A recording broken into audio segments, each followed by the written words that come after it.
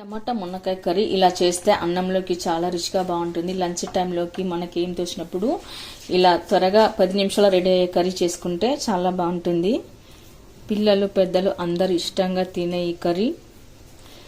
మరైతే నేను ఇందులోకి ఏమేమి వేసాను, ఎలా చేశాను అనేది వీడియో ఎక్కడ స్కిప్ చేయకుండా చివరి వరకు అయితే చూడండి.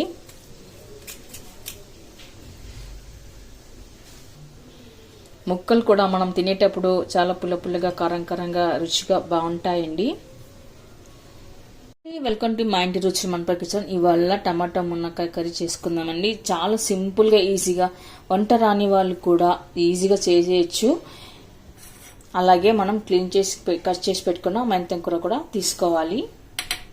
ఇప్పుడు మనం ఒక వెడల్పాటు ప్యాన్ పెట్టుకొని అందులోకి 2 టేబుల్ స్పూన్ల వరకు అయితే ఆయిల్ వేసుకోవాలి. మనం ఇలా ప్యాన్ పెట్టి చేసుకోవడం వల్ల మునక్కాయ కర్రీ కూడా త్వరగా అయిపోతుందండి. ఆఫీస్ వెళ్ళాల్సిన వాళ్ళు హడావుడి లేకుండా మార్నింగ్ టైంలో జల్దీ త్వరగా చేసేసుకోవచ్చు. ఇప్పుడు ఆయిల్ హీట్ అయిన తర్వాత ఆవాలు జీలకర్ర మినపగుళ్ళు వేసుకోవాలి. ఇవి చిట్టపట్టమన్న తర్వాత కట్ చేసి పెట్టుకున్న ఉల్లిపాయ ముక్కలు వేసుకోవాలి. కరివేపాకు, పసుపు,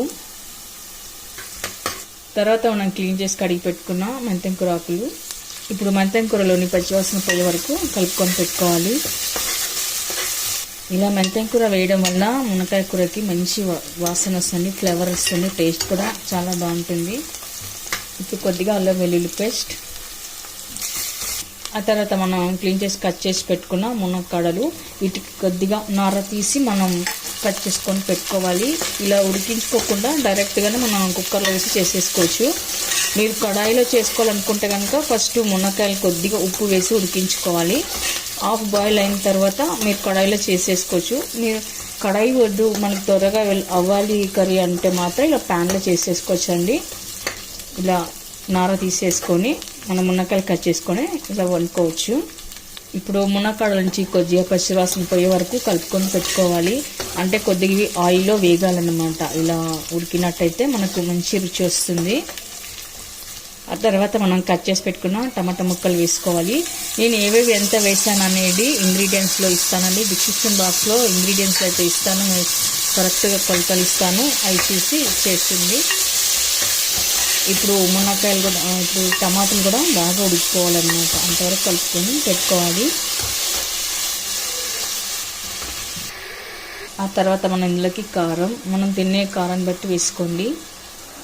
ధనియా పొడి, మనం తినే టేస్ట్ని బట్టి ఉప్పు వేసుకోవాలి. ఆ తర్వాత ఇప్పుడు ఒకసారి కలుపుకొని పెట్టుకోవాలి. తర్వాత ఇప్పుడు కొద్దిగా జీరా పౌడర్ వల్ల మంచి టేస్ట్ అయితే వస్తుందండి. వేసాక ఒకసారి కలుపుకొని పెట్టుకుందాము. తర్వాత ఇందులో కొద్దిగా పెరుగు వేసుకుందాము. పెరుగు వేయడం వల్ల మంచి టేస్ట్ వస్తుందండి, గ్రేవీ లాగా వస్తుంది అన్నమాట మన మునక్కాయ కూర. రెండు వేసాక కలుపుకొని పెట్టుకుందాము. కలిపి పెట్టుకున్న తర్వాత తగినంతగా వాటర్ వేసుకొని మగ్గించుకోవాలి. ఇప్పుడు మనం మునక్కూరకు సరిపడా నీళ్ళు వేసుకోవాలి. నీళ్ళు వేసుకొని 1 విజిల్ ఇస్తే సరిపోతుందండి. 1 విజిల్ ఇచ్చిన తర్వాత పైన కొత్తిమీర వేసుకొని గార్నిష్ చేసుకుందాము. చూడండి, ముక్కలు కూడా మంచిగా ఉడికిపోయాయి.